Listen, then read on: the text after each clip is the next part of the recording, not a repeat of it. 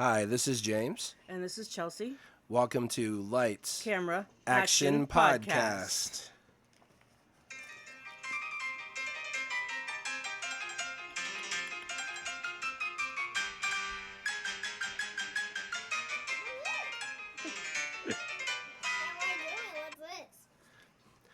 All right, listeners, this is our very first podcast, so welcome. Yes, welcome on in.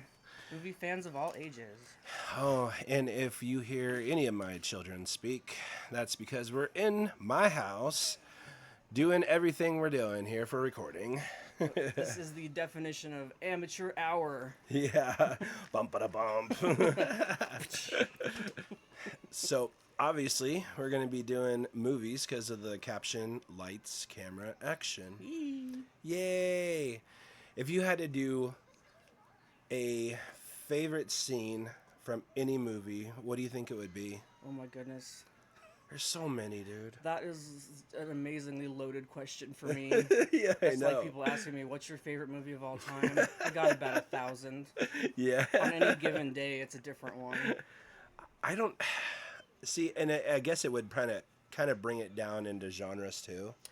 Well, So yeah. it just kind of depends, I guess. But like, I mean, one of the iconic scenes I can think of, just because I'm more biased to Jim Carrey as my favorite actor, Right. is the whole Ace Ventura "Do Not Go In There" scene. Oh God. So Yeah, there's nobody. going Even out. even if people have never seen that movie, they have seen that scene referenced somewhere. So Yeah. everybody knows what that is. Exactly. So the Absolutely. whole "Do not go in there," woo, and then the of the water out of the pocket. I think, yeah, for me, I think that was one of the most memorable scenes in all movies. I'm trying to think because one of my favorite actors of all time, he's actually my very first favorite actor, was Johnny Depp. Oh yeah. And still love that man to death. And I think that actually Sweeney Todd comes to mind just because he did, like, that was such a huge production. He did his own singing in that, which he was very uncomfortable with. He doesn't sing. Yeah. But, Yeah. I mean, he worked really hard, vocal coaches and whatnot to get those songs down really well. And everyone thought he was going to flop, but he did fantastic. And, like, I have been on his train since about 99, I think. Right. Yeah. And I can't remember, but I know that when I was watching Sweeney Todd, and I got super excited about it because I'm a horror movie fan, just like you. Mm-hmm. And just having him, I mean, obviously he's been in Edward Scissorhands. Oh my gosh, why can I not think of it? Sleepy Hollow. Sleepy Hollow. And then he's also been in Nightmare on Elm Street. Nightmare on the Elm original Street. Was Yeah, one of that's the first movies. that's the one I was I trying to actually think think of, it and I was like, I because, couldn't think of because it. he started in 21 Jump Street, and then after that, I think he went on to Nightmare on Elm Street. So Right, kind of yeah. just took off from there. And so he kind of already has the horror aspect in his back pocket. Right. Oh God, So- I said Sweeney Todd, but we were talking about Nightmare on Elm Street. I thought Oh, of the scene Yeah. when the bed swallows him. Yes. And all the blood, spurts like to the- shoots up yeah, to the out of the yeah, bed, yeah. and the mom comes in and she's like, "Oh my God!" And like Yeah. the TV and stuff is like up there on the radio, and that's the one I think. Like, this we're is talking not about your iconic typical scenes. night. Right. No, he. I mean, I guess the good point in that, thinking about the logistics of that, he didn't feel it very long. Right. Yeah. It was pretty That instantaneous. was. I mean, he was instantly just like pulp. So. Right. So it's just like, okay, well, that's sad about that. All right. Well, awesome. Well, that was a huge roundabout roadmap to get to the answer to that question. But Yeah, I know. It I really just was. thought of that when we talked about that. So there you go, the bed swallowing scene in Yeah, Friday the 13th, Nightmare on Elm Street. Jesus. I know. I mean, talking about like your 80s, 90s nostalgia type stuff, it's just right in that It's good era where it- everybody came out and it watched was- movies. It was the best, and there's so much good stuff in there. It's so hard to keep it straight. right. It's like what I just did. I almost said Friday the 13th when I meant Nightmare on Elm Street, because they're all like they're right one after the other. Right, exactly, yeah. And I mean, that was, gosh, they made so many movies of that too. Yeah. There was like, what, 6, 7 of them? Yeah, I think Besides the, Nightmare like- on Elm Street ended up having 7 or 8. Yeah. Friday And the then 13th had like freaking 10 billion. I don't even know. How many yeah, they did yeah. of that one. They came up with one in like the remake, and then they But yeah, and then have- that doesn't even count remakes and reboots, which right. you know, in later episodes we will get into those Yes. in greater detail and how I feel about those Yes. and how Mr. James feels about those Absolutely. and certain ones. But And yeah, then so I'm that will be partial covered. to Friday the 13th because that's my favorite slasher villain. Yes. So that actually comes really good into a category. Awesome. So Oh, yeah. did you notice what my shirt has on it today? Oh, bloody disgusting! It's got Jason. Awesome. Oh, it does. It does. Yeah. And then on the back it's got all the... Oh, that's cool. Yeah, I got it at Nice. Spirit last year when I worked there. Oh yeah. I'm gonna take a picture of that so I can show you guys on Instagram. Cool. Got it. Yeah. That's cool. It's the only Jason shirt I have. It's just sad. I need more. Which reminds me, I need to actually get us into a. Oh yeah.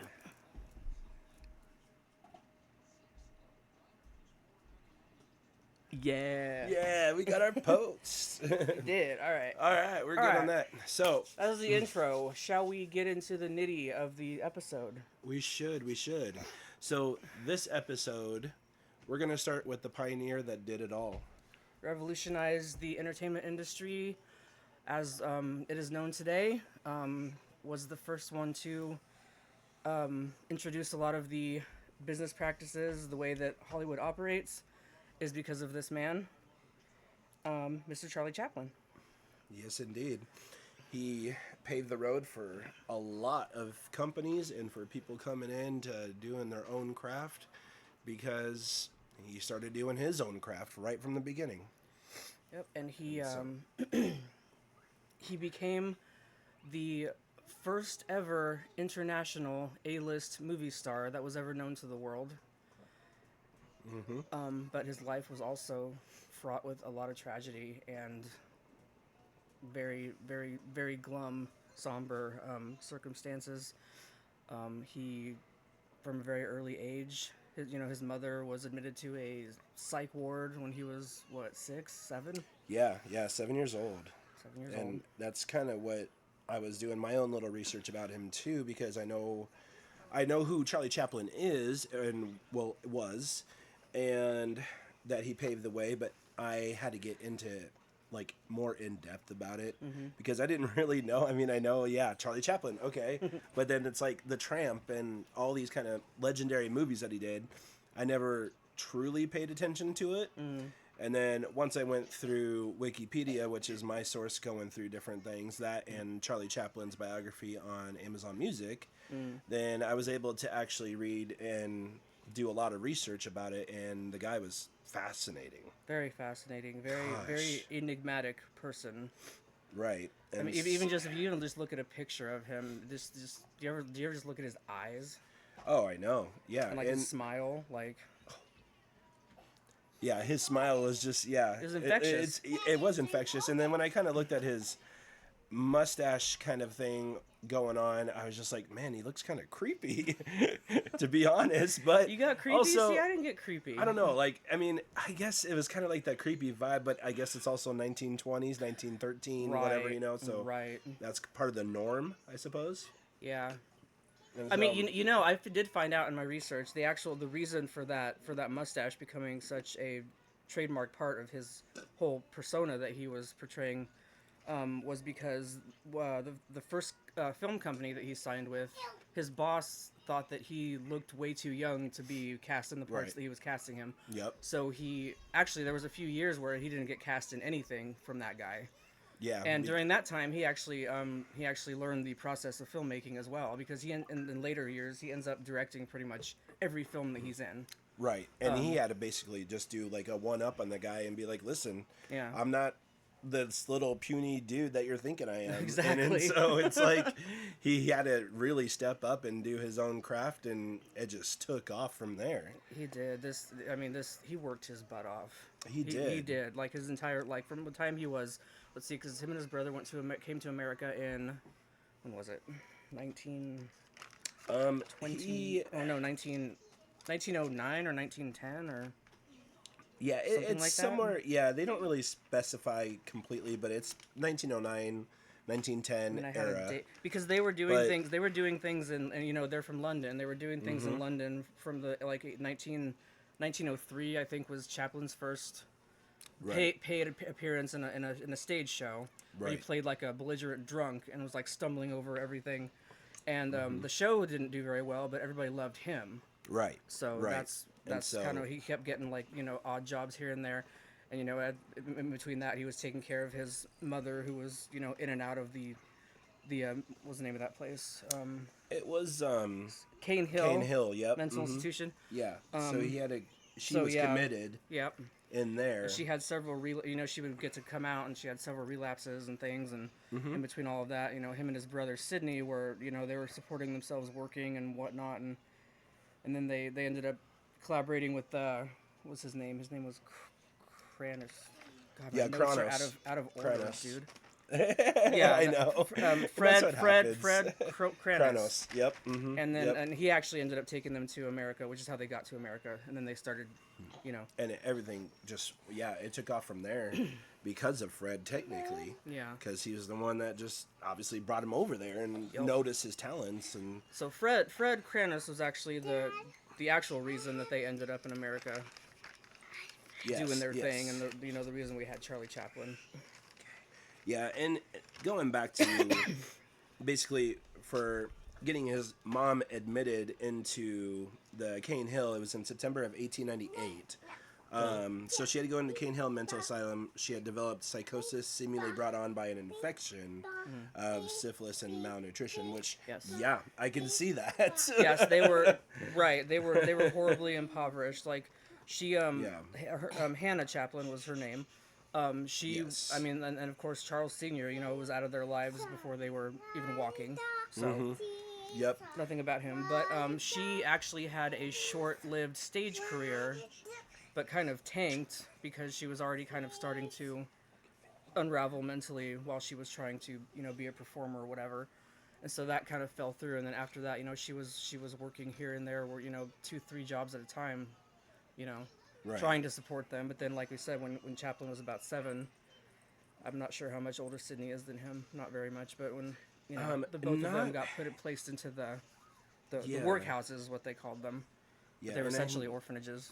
right, and I know, yeah, like Sydney, I believe Sydney is about 2 years older than Charlie. Is he? Yeah, see, I couldn't find I that believe. anywhere. I believe that's It said he what was it older, said. but it didn't I say could be how much wrong. older. I could be wrong, Yeah.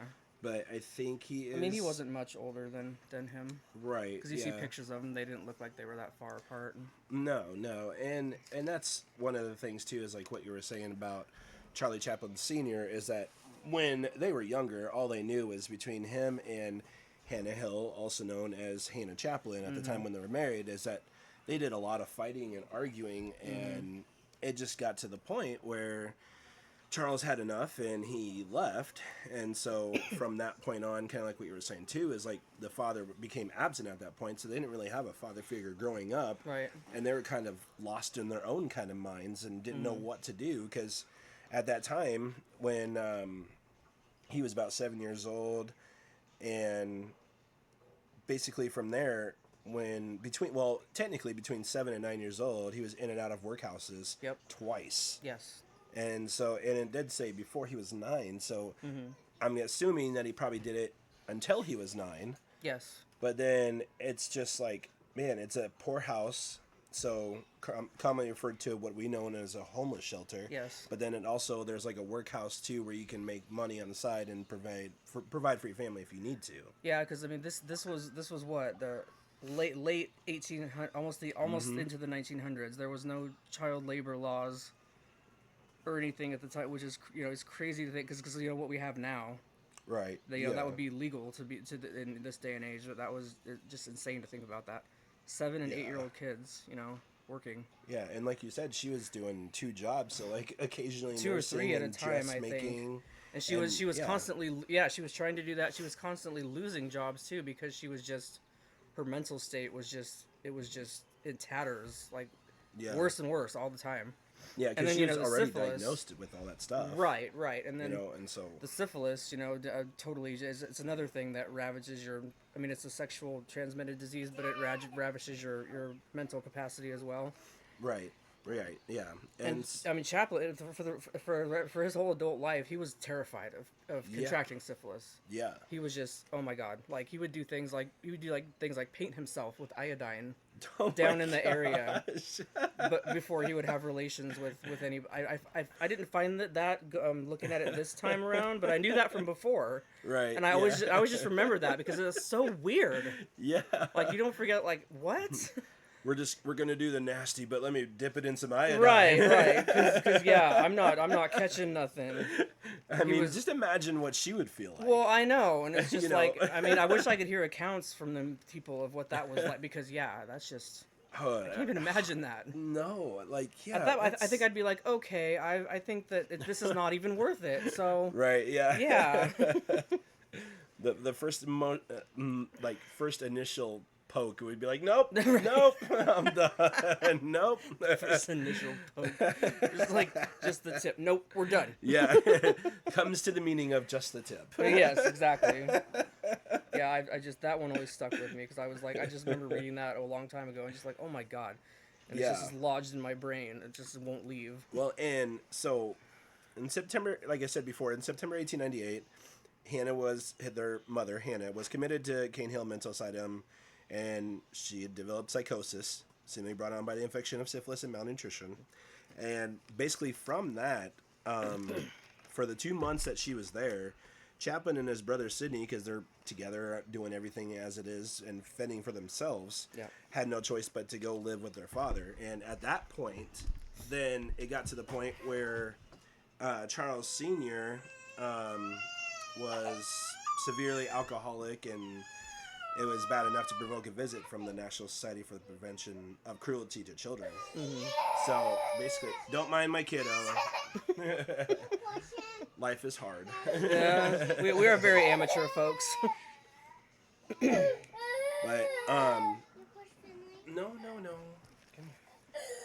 Okay. Shh. So So from there, Chaplin's father ended up dying. Chaplin's father ended up dying 2 years later, at 38 years old, from cirrhosis of the liver. Oh, see, I didn't know that one. Yeah. Okay. So they were living with him, and then look, nausea. And then so they were living with him, and then yeah, he got cirrhosis of the liver. So it's like, well, even though he was not really the best kind of person to be around, or even a father figure, this is it. Well, yeah. you drink so much that you kind of drink yourself yeah, to death. You can't reverse that one, so. Right. Especially so, then. I mean.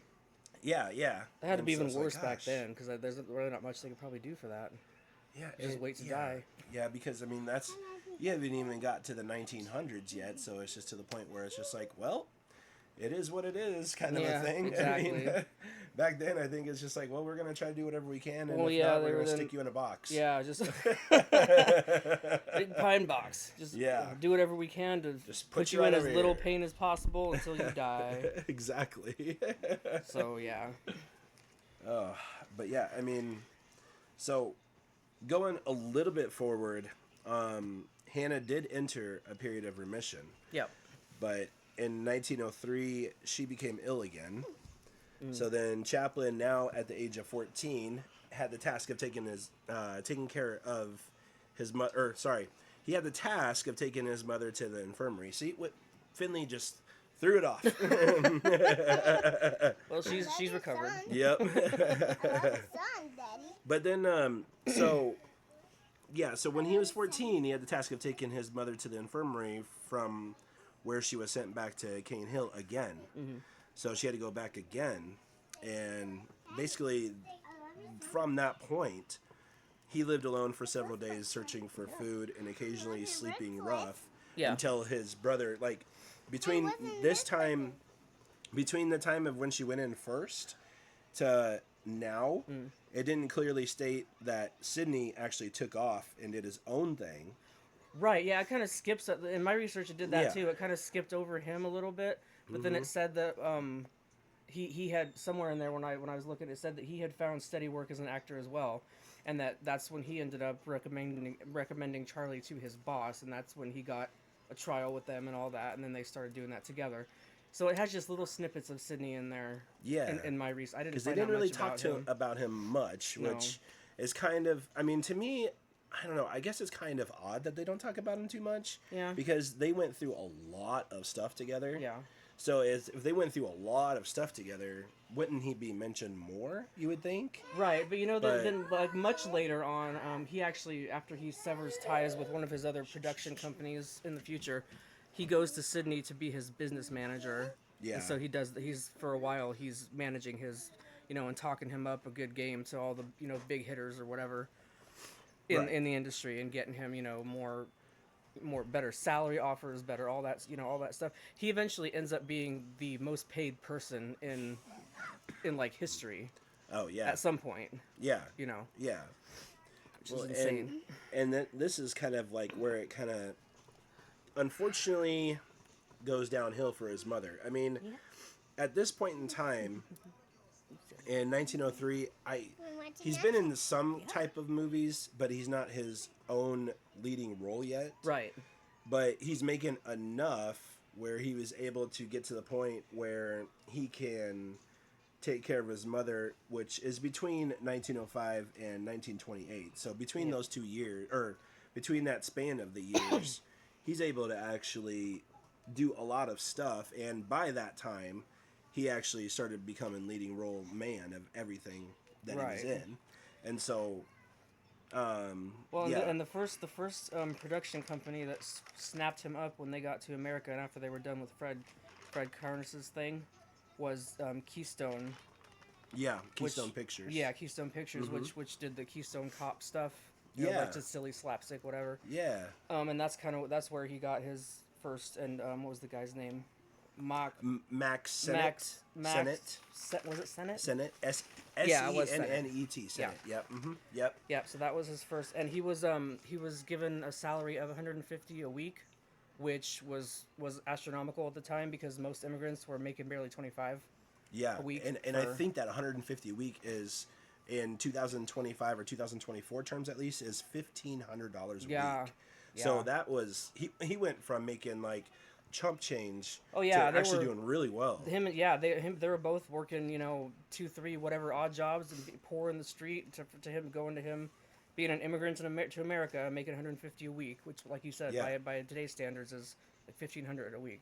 Yeah, which that would be nice. Yeah, I'll take that too. Yeah, I work 2 jobs and I don't even make that much in a week. But nope, Charlie can do it. No, Charlie can do it well. Charlie lived in a much simpler time. So yeah, going back a little bit to his mother too. Hannah was released from the asylum 8 months later from when he put her back in there in 1903. Mm-hmm. So 8 months later, she was released from the asylum. But in March of 1905, so we're jumping a couple years later, unfortunately her illness did return, this time permanently, so they couldn't really do much about it. Mm-hmm. And the quote from Charlie was, "There was nothing we could do but accept poor mother's fate." Aww. And so they kind of gave up on that point, but Charlie did a lot for his mother eventually. Because it seems like, I mean, he skyrocketed so quickly once he got to America. Like, it was almost overnight, literally. Right. And that he was getting offers from everywhere, and he was all of a sudden he was just this big booming movie star, and he could definitely take care of her.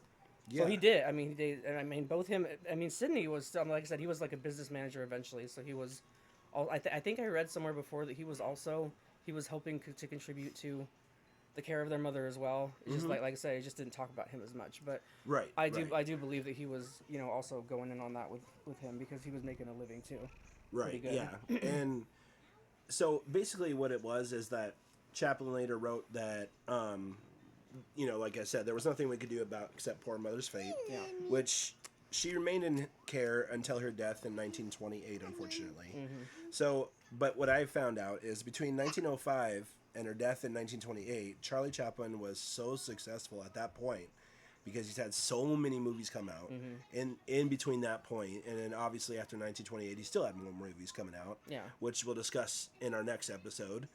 But basically what it is that he was so successful and had so much money at that point that he was able to actually put his mom in a private bungalow and get around the clock help all the time for her, which at that point in time he could do because he had the money. Yeah. So nowadays in 2025, I mean, I don't even know how much that would even cost. Oh, they're so. I used to work in one. They're so expensive. Yeah.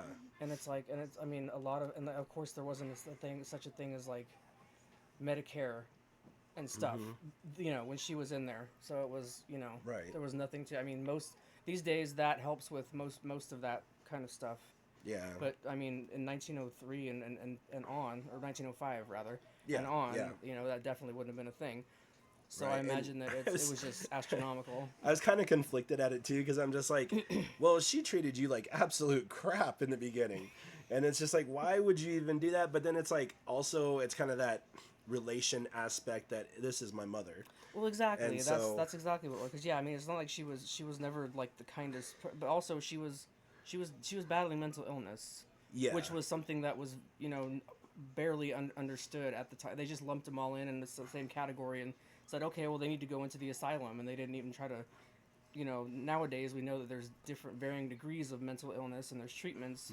Back then there was none of that. There was just, oh well, they're not acting right. Let's lock them away. So Right, exactly.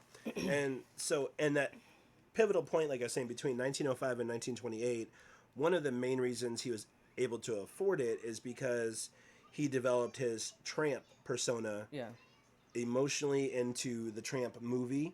So he's taken all of his stuff that he's been going through in his life and basically putting it all into the Tramp movie Yeah. of how he's feeling, but then also he wanted to have like a comedian aspect to it as well. exactly. And so that was kind of cool for him to do that kind of a system of Yeah, figuring it out. he was figuring out a way to, because comedy, when he started, you know, doing the stage shows and started getting into this thing, he wanted to have a career in motion pictures and comedy, which nobody virtually had been doing up until that point. And Right. you know, he got started as, you know, as a way of coping with his own life early on. The comedy was how he did cope with it, which Yeah. is why he you know, took that route. So he was determined to, you know, have them make that into like the moving pictures, which is what he did. Yeah, exactly. And so yeah, basically And he was satirizing, you know, things in like the general world and his own, you know, his own life. That it was a way of him coping with it. right. Yeah, exactly. And like I said, I mean, it was kind of one of those things where I was just like, man, like I don't know, like if my mother had treated me that way, I would be conflicted in my feelings of how I would feel like going forward from that point.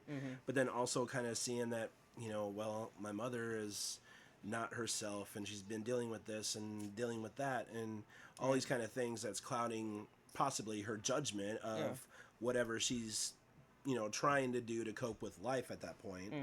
And but he said he mainly did this because he didn't want to hold a grudge against her forever and basically just wanted bygones to be bygones of what happened in the past and help take care of his mother for however many years she had left on Earth. Yeah. And so from that point on, she did succumb to her death in 1928. Yeah. And so they did that. I didn't really read anything about them burying her or cremating. I didn't find anything I don't know about if they that did either. cremating back then, but Oh yeah, I'm not sure. Like I Actually, said, I think throw in a wooden cremating was box. actually right. Well, cremating was actually quite common because like they used to. I mean, when they found like bodies in the street and they go out and collect bodies and stuff and whatever, they would like, you know, throw a lot of them in like a big community incinerator, true. just like a bunch of bodies at a time and just, you know, burn them because what else are we gonna do with them? right. Because most of them weren't claimed anyway. But Especially at I that think point. that it was. But yeah, I'm not sure. I didn't find anything about what they did as far as funeral yeah. arrangements for her or whatever. Right. Yeah. So yeah, basically recapping right now, the early childhood is it was rough for him and Sydney. Yeah. And then I did find out that Hannah actually had another kid on the side Really? with another guy that she met during the time that the husband left. Oh. And so that was kind of one of those things too. And I didn't I can't know that remember. either. Yeah, his name was Dylan, but I can't remember his last name. I want to say Robinson, but I don't think that's it. Okay. So I'll have to get back into research and find out again on our next episode. I've never heard that one before. That's Yeah. news to me. So on our next episode, I can try to see if I can find it between now and then just kind of input that in there and be like, oh, so this is the guy's name. So it's like, That oh would my be cool, gosh. and kind of try to like find like a lineage timeline for wherever he ended Yeah. up. That'd be cool. Yeah, so like a that'd little be side awesome. thing. Yeah. Yeah, because I mean, there's like so many different things. Like there's the main story, but then there's all these Yeah. little sprinkles of different things that come into play as well. That also makes you wonder, since you did find out that little gem of information, if Charles Sr. ended up having any other kids. Right, and I think there's a point in time of what I was reading that I think he did. Mm-hmm. And then he became like, because he wanted to meet up with his father eventually. Yeah. But I don't know. I'd have to look back into my research again and see if I could find that pivotal point in his life of if he did or not. Right. I think I recall reading about something that he did, but I could be off. So I don't want to mislead anybody. Right. Yeah, just like, yeah, definitely. But yeah, I think that would definitely be worth looking into since you found, like you said, she had another kid with someone else. Right. Exactly. Maybe yeah. he did too. Yeah. So we'll have to dip into that on our next episode. Mm-hmm. So hopefully we did pretty good on our pilot episode. I was trying. I know that we were kind of time jumping a little bit. Yes. I was just, most of what I was doing was stuff that when I was writing this down, stuff that I actually retained in my brain from it, with stuff that I already knew. Which is quite a bit. Yeah. So that's quite a bit. I've been a fan of Charlie Chaplin since about high school, so I've researched him before. Yeah. So there's things that I had stuck in there already. Yeah. So yeah, I was trying to just conglomerate those together and not talk too much. No, you're fine. Or feel like I'm just rambling on. Nope. That's what a podcast is all about. Well, good. So yeah, so this actually concludes our part 1 of Charlie Chaplin, and then you guys will have to stay tuned for the second episode, which is going to be part 2 Yep, of absolutely. Charlie Chaplin. We're not done with him yet. We still got Ugh. biggest milestones that he accomplished, all his movies and his exploits with much younger women. Oh, absolutely. And all his trouble he got into with that. Oh yeah, that's a whole different monster. That is a whole yes. And then his eventual exile from the country for being accused of communist activity when the Second World War started. Yep. So obviously all that fun it stuff. has a certain important dictator figure, we'll say. Yep. At that point. So yeah, there's you'll a have to lot stay of tuned. there's a whole section about that. Mm-hmm. So this has been James. And Chelsea. And you're listening to Lights Camera Action Podcast.